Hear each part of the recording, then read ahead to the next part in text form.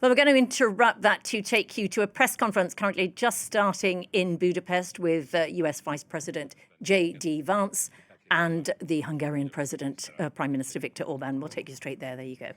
Jó napot kívánok, hölgyeim és uraim! Ha megengedik, magyarul fogok beszélni. Tisztelettel és szívből köszöntjük Vance alelnök urat Magyarországon. Alelnök,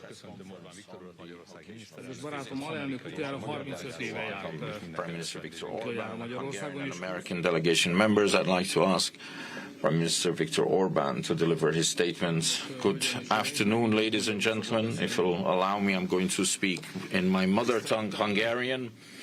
I'd like to respectfully and cordially welcome Vice President Vance in Hungary.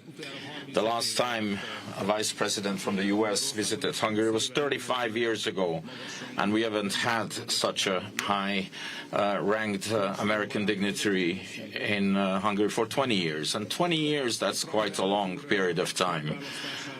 With the election of President Trump, I believe a golden era has been ushered in our relations. We have enumerated the year of records was 2025 in terms of economic cooperation.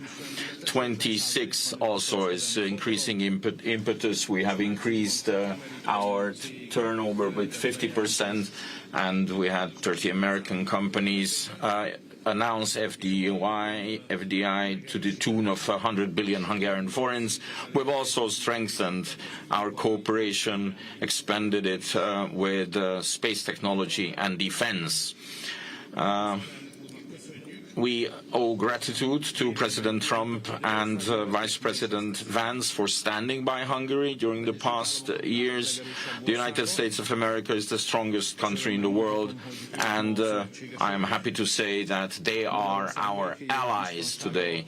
The peace and the security of Hungary, therefore, is guaranteed.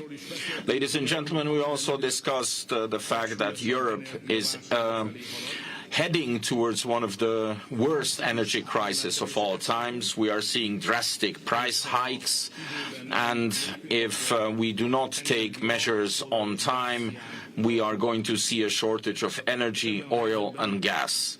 And in this situation, it is especially important that we have the energy cooperation between the US and Hungary, without which we would not be able to guarantee the energy needs of Hungary, and we could not cap our utility prices. We have talked about the United States' efforts to achieve peace. Hungary has always supported the US and President Trump personally in this peace effort. We've been living in the shadows of a war for 4 years now, and we are convinced that if President Trump were the president in 2022, there would not be a war now. It would not have started. And if the Europeans, especially Brussels, would not be blocking the peace efforts of the president, peace would prevail, would have been reinstated in Ukraine for a long time already. I've also explained to the vice president that Hungary is experiencing a very, very, very harsh and very open interference by foreign security services into our elections. This is why we especially welcome the decisions of the President of the United States of America, with which he has closed the financial taps that supported interference into the elections of other countries. I've been waiting for a long, long time for this meeting, and I'm very grateful that we met today. I am grateful that we were able to discuss with the Vice President the pressing issues, the great issues of Western civilization.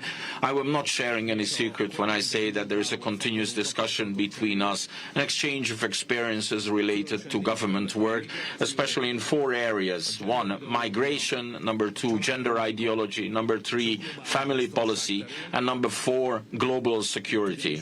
Because in these fields, Hungary has amassed substantial experiences and quite an extended network of contacts in Eastern Europe and the Balkans. And as a result of our discussions today, we have agreed that it is in the interest of both parties to continue this cooperation, and that the strategic cooperation between the two countries is going to be continuous and will be continued.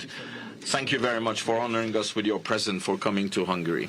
Miniszterelnök úr, köszönöm szépen. Most pedig felkérem JD Vance urat, az Amerikai Egyesült Államok 50. alelnökét, hogy tegye meg nyilatkozatát. Well, thank you, Prime Minister, first of all, and thanks to the people of Hungary for welcoming me. This is a beautiful city, a city that I've been to once before on a personal trip probably 5 or 6 years ago. And I remember the first time that I came to this beautiful country, my wife was about 20 weeks pregnant with our second child. And now we've come back to Budapest, and my wife is 20 weeks pregnant with our fourth child. So there's an interesting way in which our trips to Hungary have rhymed. I also want to thank the President of the United States, who, of course, is a dear friend of Prime Minister Orban and a very strident supporter of Prime Minister Orban, because together, the President of the United States and the Prime Minister of Hungary have been able to do amazing things. And we're here because we want to celebrate those amazing things. We want to build upon those amazing things. And, of course, I want to help as much as I possibly can the Prime Minister as he faces this election season, which I believe is happening in just about a week, the election to elect the next Prime Minister of Hungary. Now, I don't expect, of course, the people of Hungary to listen to the Vice President of the United States. That's not primarily why I'm here. But I did want to send a signal to everybody, particularly the bureaucrats in Brussels who have done everything that they can to hold down the people of Hungary because they don't like the leader who has actually stood up for the people of Hungary. And I think it's important to say that. There are so many things that we could point to. There are so many economic pieces of cooperation, so much investment that's come into Hungary from the United States. I think Viktor Orban has been the single most profound leader in Europe on the question of energy security and independence. It is funny to watch prime ministers and leaders in some of the Western European capitals talk about the energy crisis when, frankly, they should have been following the policies of Viktor Orban in Hungary. And if they had, the energy crisis that they're experiencing would be a lot less bad, because what's going on in Hungary right now is that while, yes, energy prices are elevated, they're far less elevated here than they are almost anywhere else in Europe. And that's because of the leadership of the man who's standing next to me. And I think that leadership can provide a model to the continent. We want Europe to be successful. We want European families to be able to afford to heat their homes and to build great things. We want Europe to be energy independent and even energy dominant, but it's not going to be energy secure if it continues to follow the failed policies of the past. And so I think Viktor has been a great example in charting a course that could lead to a better, more prosperous, and more energy secure Europe. There's a lot of other cooperation in technology and artificial intelligence and manufacturing. There are so many ways in which the United States and Hungary have been great economic partners, and that partnership has really accelerated over the past couple of years under President Trump's leadership. But ladies and gentlemen, I'm not here primarily, Viktor, because of the economic cooperation between our countries. I'm here because of the moral cooperation between our two countries, because what the United States and Hungary together represent under Viktor's leadership and under President Trump's leadership is the defense of Western civilization. The defense of the idea that children should be able to go to school and get educated and not indoctrinated. The defense of the idea that European and American families should be able to transport themselves and be able to afford to heat and cool their homes. The defense of the idea that we are founded on a certain Christian civilization and Christian values that animate everything from freedom of speech to rule of law to respect for minority rights and protection of the vulnerable. There is so much that unites the United States and Hungary, and unfortunately, there have been too few people who have been willing to stand up for the values of Western civilization. Viktor Orban is the rare exception that has unfortunately proved the rule. That's one of the reasons why I'm here. I'm here because Viktor is a statesman, and we have seen so much talk in European capitals about the need to end the war in Russia and Ukraine, and we certainly agree with it. The war would have never started if President Trump had been president 4 years ago, but now that it has started, probably the two leaders who have done the most to actually end that destructive conflict have been Donald J. Trump and Viktor Orban in Hungary. And they've done it through diplomacy, through talking to people, through trying to understand what the Ukrainians and the Russians need to end the war. We're going to continue to participate in that process, but I think that it is a testament to the people of Hungary that you're a country of 10 million people.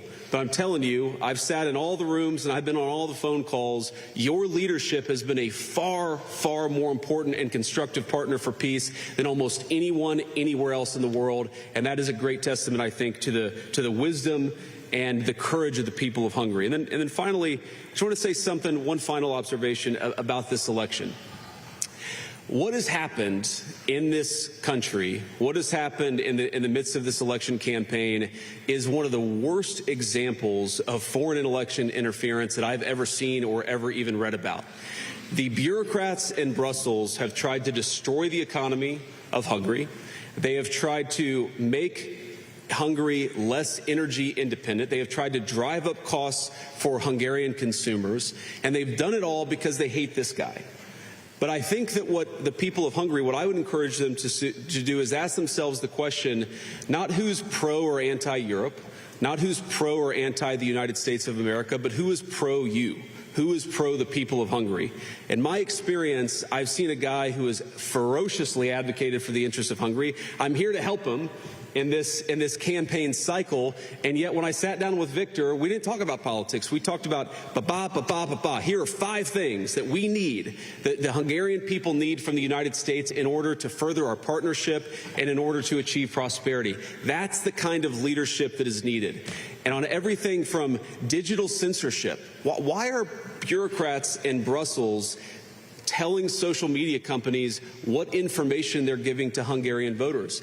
I think the voters of Hungary are adults. They are sovereign in their own country, and they should be able to look at whatever information they would like to about the election without somebody in a faraway capital treating them like children. Sovereignty, democracy are fundamentally about the people choosing. And part of the reason why we're here and part of the reason why the President of the United States sent me here is because that we think the amount of interference that's come from the bureaucracy in Brussels has been truly disgraceful. I won't tell the people of Hungary how to vote. I would encourage the bureaucrats in Brussels to do the exact same thing. So, Viktor, thank you, and it's good to see you. Thank you very much. We'll take a couple of questions. Do you want to? Thank you, Mr. Vice President. We have time for a couple of questions. The first two goes to the Hungarian side, and then the floor is yours, Mr. Vice President. Az első kérdést a magyar televíziónak fogom adni. Jó Csaba.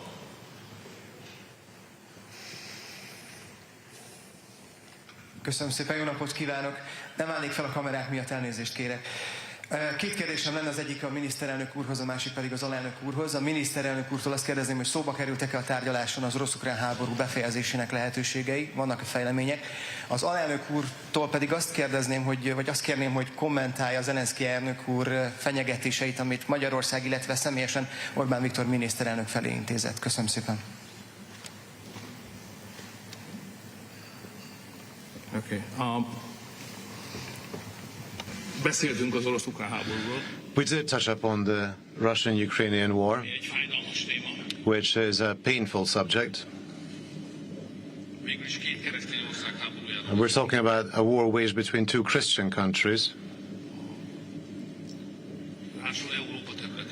Moreover, in the territory of Europe. So these 2 sentences actually set out how serious this war is. And I have always really looked up on the President of the United States, I'm talking about the current President, obviously, that from the first moment onward, he regarded these 2 dimensions as most important. In Europe, 2 Orthodox, deeply Christian countries are waging a war where tens and hundreds of thousands of people die and become injured for life. This is so terrible that you have to stop it at all costs. And since the United States, prior to President Trump, was in favor of this war, for us, the current position of the United States is indeed very valuable because it is fundamentally pro-peace. So if a Hungarian and a US politician meet, they cannot avoid talking about the Russian-Ukrainian war. Moreover, this war is being waged in the neighborhood of Hungary. Hungarians also die in this war, since in the current territory of Ukraine, multiple Hungarians live who are drafted occasionally with brutal coercive measures, they are taken to the front where they die. So you cannot avoid talking about the Russian-Ukrainian war during such a meeting, especially so because previously the President of the United States had initiated a peace summit between the US and Russia, and he recommended as a venue for these talks Budapest, the capital of Hungary, which is the perhaps only possible venue in Europe. And Hungary agreed to that. In fact, I must say that up to the level of the technical preparation of this meeting, we negotiated on those with both the President of the United States and the President of Russia, and Hungary remains ready. So that if the US and Russia believe that a peace summit is required between the two of them, then Budapest will be happy to provide itself as a venue for that meeting. And we are available. And that's all I can say to you. Thank you for your willingness to host. And just to answer your question, so I'm not aware of President Zelensky threatening Viktor Orban. I know that there have been a lot of people who have threatened Viktor and have frankly not just threatened the people of Hungary, but have actually tried to exact costs on the people of Hungary because their leadership has been one of the few that's been wise and smart about the conflict between Russia and Ukraine. Now, look, you don't have to defend the morality of the war. I think Viktor has. I certainly have. The President of the United States has condemned the invasion. We don't like the war. We want it to stop. That's not the question. The question is, how do you make it stop? And the answer is not by politicians who stand at microphones and beat their chests and act tough when somebody else's children are going off to fight in a conflict. You do it through sustained diplomacy. And so I'd ask the people of Hungary, and not just Hungary, but the people all across Europe, what is the alternative to peace? Is it to continue feeding young men into this terrible, terrible war, to continue this completely ridiculous cycle of violence, or is it to get serious about diplomacy? Is it to continue to have skyrocketing energy prices to the point where European economies are on the verge of collapse, or is it to sit down and get serious about a peaceful resolution? The reason the President of the United States has been so dedicated about this is not because it affects us as personally as it does the people of Hungary or Europe. In fact, we're much more insulated, as all of you know, from what's going on in Russia and Ukraine than most countries anywhere else in the world. The President has asked us to work so diligently on it because he knows that it's bad. It's bad for commerce, it's bad for morality, it's bad for human life. We need to actually engage in some real diplomacy. Viktor has been better at anybody at helping us understand what is it the Ukrainians need and what is it that the Russians need in order to achieve peace. We're going to keep on working on that process. As you've all heard the President say, this war has been the hardest of all the wars that he's worked on to solve, but we're going to keep on working at it. The President has ordered us to keep on working at it, but we need people in Europe who understand the stakes and understand how to get this negotiation done. Viktor's been a great part of it, which is why the President asked him about the Budapest summit, because I think we're ever going to get these leaders together, this is the perfect place to do it, a place of real statesmanship, a place that has shown itself very willing to be a positive force for peace. Köszönöm szépen. A második kérdést a Patriónának adom, Németi Noémi. Patriota, Noémi Német. Köszönöm szépen, jó napot kívánok. Nekem is egy kérdésem lenne. Elnök úr, ahogyan is említette, most már egyértelmű, hogy nagyon Mr. Orban, you have mentioned the serious energy crisis that we are facing. The ships that have been able to pass the Strait of Hormuz are just reaching Europe. Now that there is no oil coming from Russia or from Middle East, what do you think will happen with Europe, with Hungary, and what can the Hungarian-American Energy Corporation mean for Hungary? And what do you think, will Brussels also lift the sanctions on the Russian energy? If I may. Please. So, according to recent U.S. intelligence reports, Ukraine may have interfered in the American elections, helping the Democrats. It has also come to light that the Ukrainian intelligence treats Hungary as an operational zone as well. What kind of political motivation could be behind Ukraine targeting conservative, patriotic political forces both in the United States and in Hungary? Thank you very much. Szerintem új helyzet. I think there is definitely a new situation in Europe. but the Hungarian elections are perhaps tightening our horizon, restricting our horizon. Therefore, we are not paying as much attention because of the elections to the developments. Of course, because we Hungarians are mainly preoccupied with the outcome of the elections next Sunday. However, there is something that is going to change everything that's happening. The thing is that the strategy that the Europeans have followed to support Ukrainians so far has ended, has failed. This strategy has failed.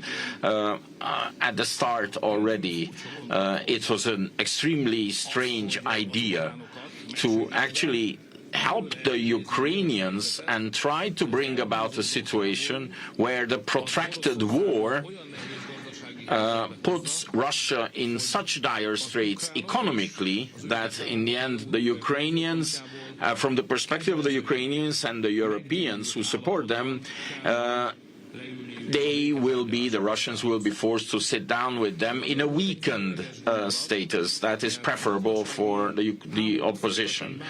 However, to wage an economic war against a country that has unlimited energy resources and has unlimited raw materials, while those waging the economic war do not have energy and do not have raw materials, was a very strange idea. And for some time they might have believed that the sanctions levied on Russia in the end will be enough to actually win this economic war. But what is happening now is all of a sudden everything has gained importance what the Russians dispose of, and suddenly they are in a much more favorable position than they used to be before, ever. So the support of Ukrainians strategy has basically failed, but now we are concentrating on the elections. That's why perhaps less attention was paid to this. But we will be faced with an absolutely new situation after the Hungarian elections. The Hungarian situation is difficult. I do not want to make a secret of it, because it was first at the end of 2022 that the Ukrainians blockaded the gas pipeline that was bringing gas from Russia to Hungary. We managed to fend that off with the Turk Stream, but just now, not much before the elections, and I think because of the upcoming elections, and in the hope of having a pro-Ukrainian government elected into office, they actually blockaded our oil pipeline as well. The oil pipeline that is the umbilical cord of the Hungarian economy coming from Russia, the main supply route coming from Russia. Consequently, Hungary has had to tap into her reserves. There's two things we are doing. On the one hand, they have closed us off from oil. We have to supply the Hungarian economy, Hungarian consumers with fuel and with energy, and we have to force the Ukrainians to reopen the pipeline. And we have a plan to do that. We are actually executing that step by step, and at the end of this, I am convinced, after the national forces win the election here in Hungary, there will be no option left for the Ukrainians than to lift this blockade, to reopen the pipeline, and Hungary can just go back to normal operation. These are my, well, I wouldn't say hope, these are my plans. This is how it's going to happen. So to answer your question, yes, we're certainly aware that there are elements within the Ukrainian intelligence services that tried to put their thumb on the scale of American elections, on Hungarian elections. This is just what they do. This is part of the cost of doing business within some elements of their system. I try to remind myself that Ukraine, like the United States, is a very complicated place. There are good people and there are bad people. There are people that try to interfere in others' elections, and there are people who actually just say, you know what, we believe in sovereignty for everybody, and that's what we support. For example, there were people in the Ukrainian system who were campaigning with Democrats literally in the weeks before the presidential election, where Donald Trump won very comfortably in November of 2024. So I'm aware of that stuff, but, I don't think Viktor lets that stuff get to him. I don't let that stuff get to me. We're here to try to solve the problems for the people that we represent. And whatever certain elements within the Ukrainian system think about me or think about anybody else, I really believe it's in the best interest of Ukraine, the best interest of Europe and Hungary, the best interest of the United States for this war to come to as rapid of a close as possible. This is the seeds of this war, the seeds of this conflict were actually planted well before the fighting started. And they were planted when European leaders decided that they were going to go so deep into a particular energy economy that they were going to cut themselves off from oil and natural gas that came from the East. That was a huge mistake then, and it's obvious that it's a huge mistake now. And it's funny when I hear people accuse, my president, for example, of being pro-Russia. My president has done more to help Europe out with energy and liquid natural gas than anybody in the world, which weakens Russia, because we would love our allies and our friends to pursue smart energy policies so their consumers can pay less money, but also when, God forbid, there's a conflict, they can rely on us rather than another country for the energy that they need. So it's so funny to me that very often the very people who accuse this or that leader of being pro-Russia are the very people who created an energy-weak economy in Europe to begin with, and that has done more than anything to make Ukraine weak and Russia strong. We just want the killing to stop. We want to get back to commerce. We recognize there's a lot of difficult issues, but the way to solve those issues is to talk to one another and to actually engage in the hard work of diplomacy. And Mr. Vice President, 2 questions. It's your call, please. Sure. So I want to call on a couple members of my pool because they traveled all night and are here with us. So let's start with Natalie at the Washington Post. Thank you, Mr. Vice President. The clock is ticking to tonight when the deadline looms for avoiding bombing infrastructure in Iran to the Stone Ages, as the President has said. Do you have any new information to believe that a deal can be reached by then? And secondly, there's been some rhetoric from this administration, your administration, about this war, God supporting the United States in this war and the strikes against Iran being part of God's will. Do you agree with that? And what do you make of the idea that God is on the side of the U.S. in these strikes? Well, so you asked if there's new information, and I don't, unless I have a text message from Steve. Well, I do have a text message from Steve Witkoff. Wouldn't you like to know the subject of this message? But no, I need to read it first before I talk about it. But here's what time is it in the United States right now? Okay, that makes sense. All right. Okay, so Natalie, on this question of the deal, I really think there are 2 pathways. The President's been very clear about this. There are 2 pathways that this thing is ultimately going to end. First of all, the United States has largely accomplished its military objectives. There are still some things that we'd like to do, for example, on Iranian ability to manufacture weapons that we'd like to do a little bit more work on militarily. But fundamentally, the military objectives of the United States have been completed. So that means, as the President has said, very shortly this war is going to conclude. And I think the nature of the conclusion is ultimately up to the Iranians. I think there really are 2 pathways, and I'm oversimplifying this a little bit, but I think pathway 1 is where the Iranians decide they're going to be a normal country. They're not going to fund terrorism anymore. They're going to be part of the world system of commerce and exchange, and that's going to mean much better things for them economically. It's going to mean better things for the peace and safety of the world. It's going to mean a lot of good things for a lot of people all over the planet. That's option A. Okay. Option B is if the Iranians don't come to the table and they stay committed to terrorism, to terrorizing their neighbors, not just Israel, but of course their Arab neighbors too, then the economic situation in Iran is going to continue to be very, very bad, and frankly it will probably get worse. And so what the President has asked his entire team to do, particularly Steve Witkoff and Jared Kushner, is to figure out what are the contours of a potential deal. What are they willing to do? Because militarily, it frankly doesn't matter one way or the other to us. It's fundamentally a question of what does this look like afterwards, and that has been what the negotiations have been focused on. And the President's also been very clear that while the Iranians are trying to exact as much economic cost through the Straits of Hormuz, the United States has the ability to extract much greater economic costs on Iran than Iran has on an ability to extract costs on us or on our friends in the world. So I hope that they're smart. The President has set a deadline for about 12 hours from now in the United States. We're going to find out, but there's going to be a lot of negotiation between now and then, and I'm hopeful that it gets to a good resolution. The second question you asked about, is God on our side? Is God on, whose side? I think my attitude towards military conflict has always been to pray that we're on God's side. And my own view is that we're doing this for the right reasons. We're doing this because we don't want a regime that has committed acts of terrorism to have it the world's most dangerous weapon, because that would mean a lot of innocent people dead. I certainly hope that God agrees with the decision that Iran shouldn't have a nuclear weapon, but I'll keep praying about it. And if he gives me a good answer, you'll be the first to know, Natalie. Next question. Let's see. I think we have Reuters and AP.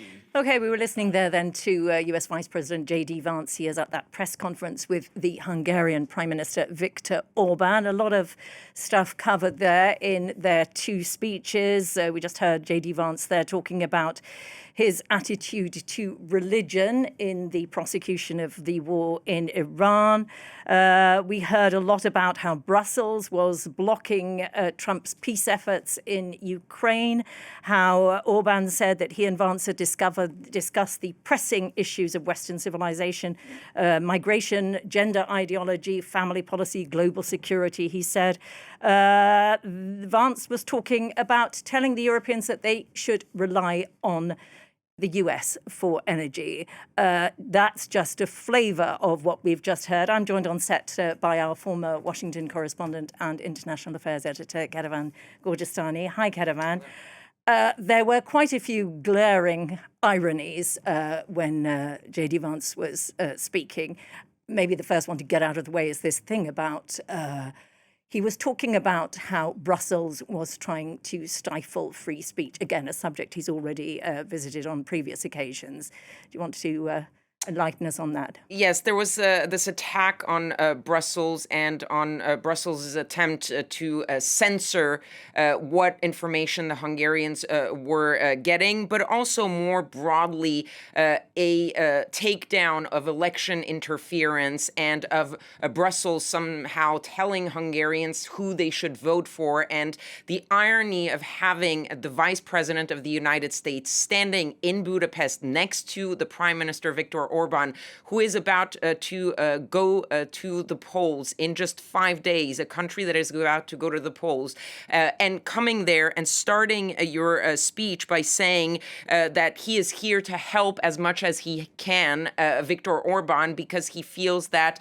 his president, Donald Trump, and Viktor Orban are two peas in the same pod, that they are defending Western civilization, and therefore they are coming to show their support ahead of the election, and then turning around and saying that the Europeans are doing the election interference by attacking a Hungarian economy. That was also something that he pointed to and alluded to quite a bit, that it was Brussels' fault that the Hungarian economy was not doing well. And that is because partly Viktor Orban's party is not doing well in the polls because of the economy, because of cost of living issues. So they're trying to switch the blame. But really, it was there were a lot of quotes from JD Vance about supposed European involvement in these elections in Hungary that you could apply to the man himself, to JD Vance speaking, and so that was pretty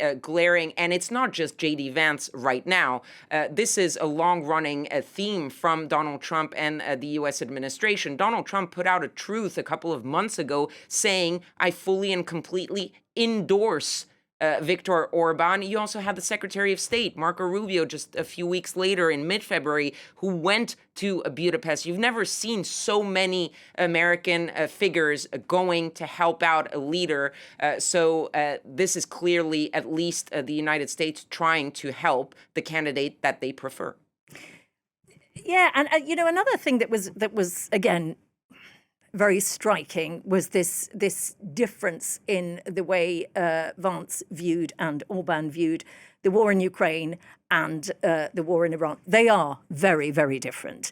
But the contrast in the attitude towards both was really striking, wasn't it? Absolutely, because when it came to Ukraine, JD Vance's position was that of, we are a country who is trying to get peace between Ukraine and Russia. Donald Trump is a man of peace. He's trying to do the hard work of diplomacy. If he had been president back in 2022, this war would not have happened. Viktor Orban also said that to give a nod to Donald Trump.